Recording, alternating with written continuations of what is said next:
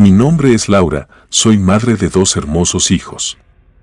Actualmente, mi hijo Arek tiene 23 años y mi hija Carla tiene 18. Esta historia sucedió cuando ambos eran más pequeños. Mi hija tenía alrededor de 4 años y mi hijo, 9, siempre han sido unos buenos muchachos, se han comportado muy bien y no me han traído problemas. Sin embargo, esta historia comenzó a partir de una mudanza. Yo soy dentista y mi esposo es abogado. Nuestro matrimonio tuvo algunas complicaciones y decidimos separarnos cuando mi hija tenía 3 años. Después de ordenar todos los temas legales, se decidió que yo me quedara con la custodia de mis hijos. Como la casa en la que estábamos viviendo era de mi esposo, no podía seguir ahí. Así que decidí mudarme con mis hijos a otro lugar. Todos estuvimos de acuerdo en mudarnos a un punto intermedio, cercano a nuestras familias y también al padre de mis hijos. La mudanza no fue un gran problema. La casa a la que íbamos a vivir era bastante grande y, además, fue fácil encontrarla. Al lado de la casa había un local en renta en el cual puse mi consultorio, así que me sentía muy feliz, ya que el trabajo no me impediría estar cerca de mis hijos. Desde muy pequeños, los dos, y sobre todo mi hijo, habían estado mucho tiempo al cuidado de diferentes niñeras debido a que los trabajos de su papá y el mío eran muy complicados. Por eso decidimos dejar a personas a su cargo. Cuando llegamos a aquella casa, me di a la tarea de buscar una persona que pudiera ayudarme con la limpieza de la casa, puesto que quería tener más tiempo para ellos y así pude convivir un poco más con los dos, como no lo había podido hacer antes.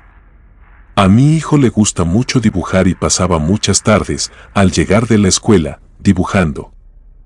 A mi hija le atraían otras cosas, como por ejemplo las muñecas o jugar con plastilinas. Aquella casa tenía un patio grande. En el centro de ese patio había un árbol y en los alrededores varios arbustos. Estaba adornado de una manera muy bonita. Me gustaba mucho. Ellos pasaban mucho tiempo jugando en aquel patio, estaba techado y, en ocasiones, se podía sentir un poco de frío, pero ellos se sentían felices y yo los dejaba jugar allí. Pasaron los meses y tuvimos nuestra primera mascota, un perro pequeño que hasta la fecha conservamos y queremos mucho. Rápidamente le tomaron mucho cariño y lo hicieron parte de sus actividades, es decir, lo tenían en el patio jugando con ellos. El perro solía ladrar mucho en una esquina del patio donde había un arbusto y la llave del agua. En muchas ocasiones, estando en el consultorio, tenía que ir a la casa a ver si todo estaba bien, ya que el perro ladraba con mucha insistencia. Todo parecía estar en orden, pero era bastante raro este comportamiento en él. Decidí no prestarle mucha atención. Sin embargo, con el paso del tiempo, empezó a ser un poco molesto. Yo hablé con mis hijos y con la persona que me ayudaba en el hogar para que no lo dejaran salir al patio, pero era inevitable, ya que él siempre estaba muy ansioso por salir, incluso por las noches y por las mañanas. Cada vez que salía al patio, la mayoría de las veces era para ladrar al mismo sitio. En fin, decidí no darle demasiada atención. Mi hija, en aquel tiempo, ya comenzó a hablar de manera más fluida. Ya podía hilar algunas oraciones y se le escuchaba con mayor claridad. En esta época, empezó con algo que suelen tener los niños a esta edad, los amigos imaginarios. Cuando decidimos terminar mi marido y yo, acudimos a terapia para sobrellevar de la mejor manera la ruptura con nuestros niños. La terapeuta nos comentó, y lo recuerdo muy bien, que a los niños les hacía bien tener un amigo imaginario y que, si en alguna ocasión nos hablaban de eso, lo tomáramos con normalidad, ya que es algo muy común en niños pequeños. Así que cuando mi hija empezó a decirme que tenía un amigo imaginario, lo tomé con mucha tranquilidad y como algo muy normal, como me había dicho la terapeuta. Más tarde, tendría una gran sorpresa, pues no era lo que nosotros imaginábamos. Algo más estaba por suceder. En aquel tiempo, también solía llevar a mi hijo a natación, además de que le encantaba pasar mucho tiempo nadando. A mi hija, como aún era muy pequeña, no la metía en ninguna actividad, así que se quedaba sola en casa con la persona que la cuidaba cuando yo me encontraba dando consultas. En el patio, donde antes mencioné que solían pasar mucho tiempo mis hijos, la encontraba con regularidad hablando sola. Ella jugueteaba y me daba indicios de que se encontraba cerca su amigo imaginario, con el que hablaba, jugaba y se reía.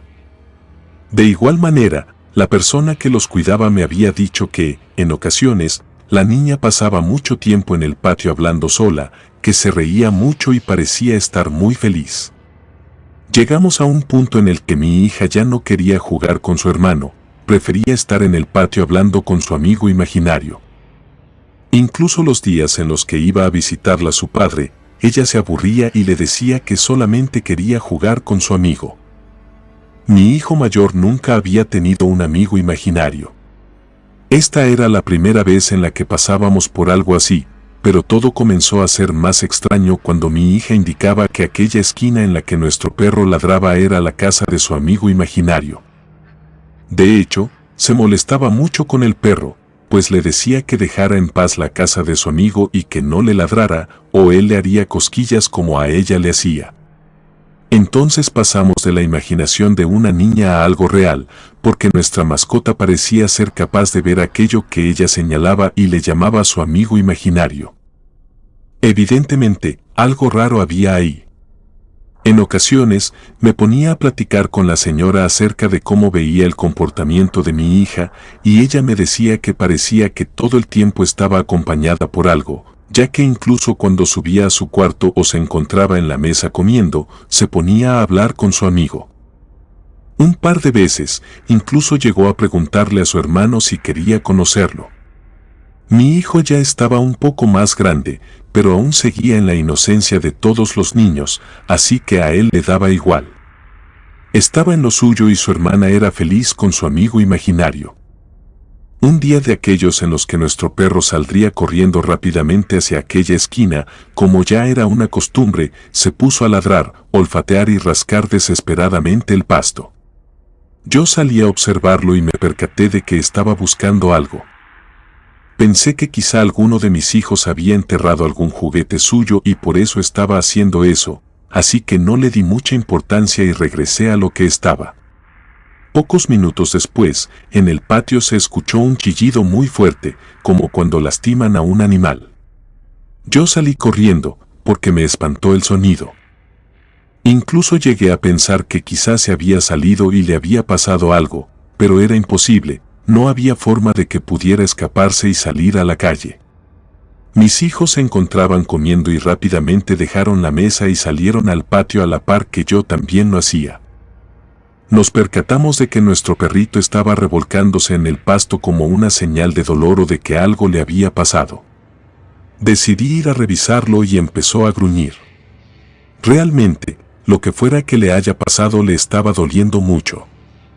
Dejé que se tranquilizara después de unos minutos y me percaté de que arriba de su nariz tenía una especie de cortada, como si algo lo hubiera rozado y le hubiera hecho una herida. Pensé que quizás se había hecho tal herida con el pasto, con la llave o con su garra. Pensé muchas cosas en el momento, pero no, esto parecía ser más bien provocado por una especie de navaja, algo muy filoso. Mi hija, al acercarse a verlo, para mi sorpresa, empezó a reír, como tomándolo a juego. Yo la miré muy confundida y ella simplemente indicó que eso lo había hecho su amigo. Parecía también un tanto molesta, pero satisfecha, ya que ella ya lo había anticipado. El día concluyó de manera tranquila. Por la tarde-noche, llevé a mi perro con el veterinario y él creyó que se había peleado con otro perro porque me comentó que así suelen verse las heridas cuando se muerden o se rasguñan entre ellos. Yo le comenté que no había manera de que eso fuera posible y él se mostró un tanto confundido, pero al final asumimos que pudo haber sido cualquier otra cosa, como, por ejemplo, algún metal o vidrio que pudiera estar enterrado en el pasto y que, al momento de oler o rascarse, lo pudo haber lastimado. Las cosas siguieron de la misma manera en los días siguientes, pero ahora mi hija había comenzado con un comportamiento más extraño. Aunque nos encontrábamos todos en casa, ella de repente corría de la nada, subía a las escaleras, bajaba y decía que su amigo la estaba persiguiendo.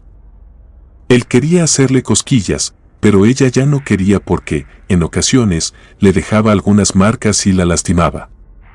Al preguntarle a qué se refería, ella me mostraría que en su panza había un tipo de rasguño muy pequeño. Al cuestionarla sobre qué le había causado los rasguños, me respondía que su amigo imaginario se los había hecho jugando. Al principio no le molestaba, pero luego le dolía, así que por eso corría de él para que no pudiera rasguñarla más, ya que a él le encantaba hacerla reír. Ante esto, yo comencé a preocuparme demasiado. Pensé si era hora de llevar a mi hija a algún psicólogo o al menos hablarlo con su padre. Durante todo ese tiempo, solamente la señora que los cuidaba y yo estábamos al tanto de todas estas cosas.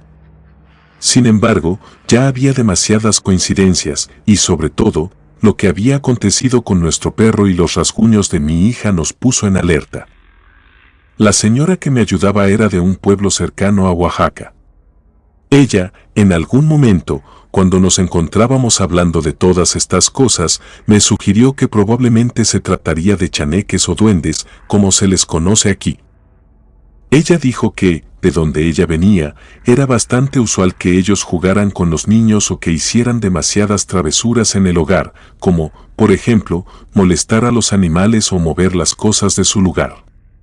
Yo, la verdad, al principio estaba un poco escéptica. Me parecían puros cuentos de fantasía y cosas que se dicen en los pueblos. Para mí, todo tenía lógica. Quizás el perro se había lastimado con algo que encontró en la tierra, o tal vez mi hija se había lastimado sola porque corría y jugaba demasiado. Algo un poco más grave era que su hermano le hubiera ocasionado todo eso, aunque solían llevarse bastante bien. Un día, hablando justamente con su hermano de todo esto, me comentó que él no había sido quien le había hecho los rasguños a su hermana y que tampoco estaba detrás de todo esto del amigo imaginario. Me confesó incluso que, por las noches, su hermana no lo dejaba dormir. Cada uno tenía su cuarto, pero los cuartos de mis hijos se encontraban demasiado cerca, así que todo lo que sucedía en uno se escuchaba en el otro. Él me dijo que su hermana solía platicar mucho por las noches con una persona y que le indicaba que le gustaba mucho cómo se vestía, que tenía una nariz muy chistosa y unos ojos muy grandes. Él lo relacionaba con sus muñecos y pensaba que quizás estaba jugando con ellos y se refería a uno en concreto. Para mí, todo esto que me había dicho me había puesto a dudar acerca de la presencia de estos seres. Cuando decidí hablar con su papá, pasó exactamente lo que me esperaba, me culpó de todo eso y me tomó de loca. Simplemente quería conocer su punto de vista y si él también creía en todas estas historias que me había contado la señora. Evidentemente no era así, incluso me llegó a decir que a lo mejor era que sus hijos estuvieran con él y no conmigo, porque yo ya escuchaba y veía cosas. En fin, no me creyó. Decidí buscar más opiniones y llamé a mi madre. Le comenté todo lo que estaba sucediendo y ella pensó en todo este tema de los duendes. Me platicó que sabía que ellos, en ocasiones, estaban muy cerca de los niños, ya que eran muy parecidos a ellos. Les encantaba jugar, pero les desagradaba un poco las mascotas porque ellos también podían verlos. Todo estaba obteniendo una relación y mi gran error fue no tratar de revertirlo y dejar que siguiera pasando. Así que decidí esperar a ver qué más sucedía y, claro, evitar que mis hijos se encontraran en peligro. Una noche, en la que todos dormíamos, y a altas horas de la noche, pude escuchar un golpe muy fuerte en una de las habitaciones de mis hijos. Incluso me despertó, ya que fueron 2 o 3 seguidos. Al momento de levantarme, ni siquiera había puesto los 2 pies en el suelo cuando escuché que mi hija me llamó gritando. Rápidamente corrí y entré a su habitación para observar si todo estaba bien. Ella se encontraba en el suelo llorando y me decía que se había pegado muy fuerte en la cabeza. Al parecer, se había caído de la cama y eso la había despertado y asustado mucho. Llamé al médico que los atiende para que me indicara qué debía hacer, si llevarla al hospital o atenderla en casa. Él me dijo que, por los signos que mostraba, no era necesario que la llevara a urgencias, pero que la tuviera en observación. Aquel día ya no pude conciliar el sueño y estuve despierta toda la noche cuidando a mi hija. Días después, me di cuenta de que ella no estaba comiendo de la mejor manera. Dejaba su comida en casa y traía de vuelta la que se llevaba al colegio. Se le veía un rostro un poco cansado y, de repente, le contaba a su hermano que no dormía bien, ya que tenía pesadillas en las que su amigo imaginario la llevaba a un bosque y nunca más nos volvería a ver. Eso la ponía muy triste porque tenía mucho miedo de que pasara realmente. Así que, para evitar todo eso, prefería no dormir. Hubo una ocasión en la que las cosas empeoraron aún más. La noche anterior todo transcurría con normalidad. Nos despertamos para ir a la escuela y mi sorpresa fue enormemente grande y muy aterradora cuando me encontré a mi hija durmiendo abajo del árbol en el centro del patio y varias de sus cosas regadas en él. Como si algo la hubiera querido sacar de su cuarto. Aquel día rompí a llorar. La abracé muy fuerte y tuve mucho miedo de perderla porque no sabía qué era lo que estaba en esa casa. Pasamos de juegos de niños a una situación de emergencia. Ya no sabía qué hacer, y fue entonces que recurrí a la señora que me ayudaba. Le pregunté qué podíamos hacer ante dicha situación y me dijo que, si yo le daba permiso, ella podría ir a su pueblo y traer algún amuleto o alguna cosa que podría ayudarnos a enfrentar esas cosas, pero debíamos poner protección inmediatamente antes de que pasara algo peor. Ella también ya me había contado que estos duendes suelen llevarse a los niños. Ella tardó un par de días en regresar porque estaba buscando a la persona indicada que le diera algo o le indicara qué podíamos hacer para sacar todo eso. En esos días en los que esperábamos a que regresara, pasaron cosas extrañas en la casa y en el consultorio. Por ejemplo, yo solía dejar todo ordenado en mi consultorio antes de salir. Me aseguraba de que todo estuviera desconectado y apagado para evitar accidentes. Trataba de ordenar mi material para tenerlo listo a la mañana siguiente. Pero al siguiente día, al volver al consultorio, había muchas cosas tiradas, incluso había espejos rotos. La luz estaba encendida, y yo jamás la dejaba prendida. En fin, todo era un caos. Esto me sorprendió demasiado porque me hacía saber que, definitivamente, las cosas estaban empeorando. Así que yo no sabía si rezar o qué hacer para poder terminar con todo esto. Decidí esperar a que ella regresara de su pueblo. Mientras tanto, volví a llamar a mi madre para ver si ella podía ir conmigo para que no estuviera tan sola con mis hijos. Mi madre accedió y se quedó unos días en mi casa. Cuando por fin regresó la señora, traía consigo un par de amuletos y una botella con un líquido rosa. Ella nos comentó que la persona que le había dado ese remedio le había dicho que, por los ataques y por todo lo que había sucedido, había que intervenir de inmediato.